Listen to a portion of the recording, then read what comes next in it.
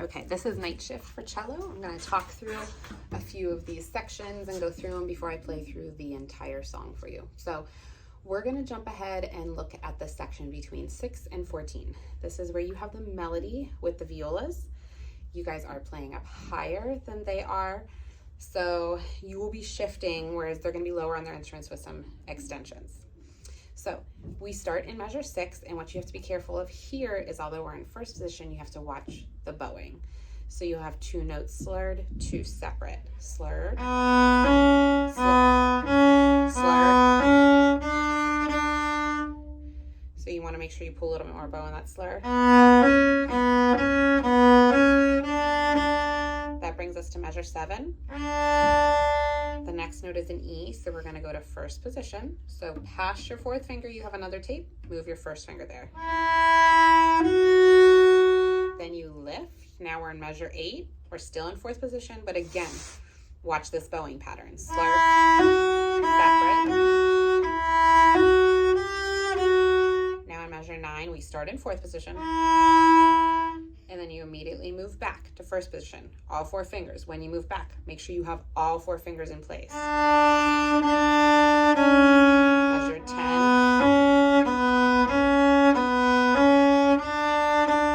11. Back up to 4th position. Measure 12. Then we shift back.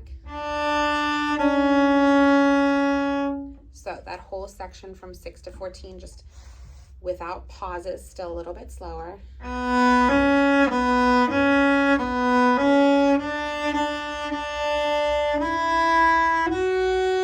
Lift.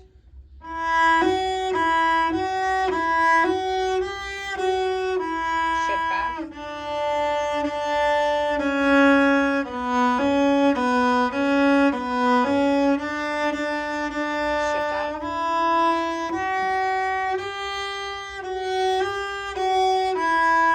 Shift back. So that's really the only time you have the theme, also the only shift that you have in this whole song. Just be careful. You are watching accidentals throughout. You have a couple more slurs and bowings, but you do have a lot of 8th notes. So just make sure you're counting and subdividing and keeping them really steady. We're going to jump ahead and look at 30, where you have some 16th notes. So you can see you have that set of 4 notes, and it has 2 beams across the top because those are 16th notes. So all 4 of those notes at the beginning of 30 fit into one beat. So the way that we count 16th notes is 1 E and a, 2 E and a, 3 E and a, 4 E and a, 1 E and a. So in measure 30, your rhythm is going to be 1 E and a, 2 and 3, 4. 1 E and a, 2 and 3, 4. 1 E and a, 2 and 3. So this is fortissimo. You do want to be very close to your balance point so you can dig in and have a lot of control. And 4 and 1, 2 and 3 and 4. Lift. Big bows. Make sure you don't rush these quarter notes. And that brings us to 34. So 34, 35, and 36, you have 8th notes, but you have to be very careful because you have these arpeggiated. So like all these skips, almost like they're parts of a scale, patterns across 3 strings at a time. So the best way to practice this is first to pluck, then take that same measure and play your bow on the string, very heavy and very connected. So your hand can get used to those stretches and that movement across the string, and then you can eventually start to speed it up.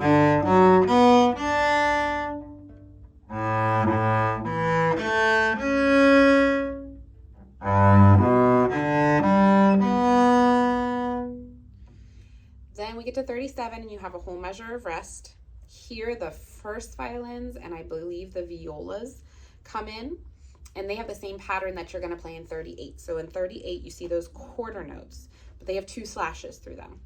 What that means is that these are now 16th notes. So instead of playing 1 quarter note, you're going to play every measure, sorry, not every measure, but every note 4 times. So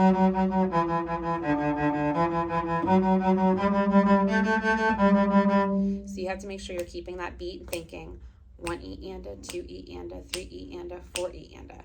Also, once you get the hang of the rhythm, then we have to focus on the dynamics because it's going to be piano. And in the second measure, you have a crescendo. 2, 3 E and a, 4 crescendo. So the way that we crescendo 16th notes is we start to push our bow a little bit closer to the bridge.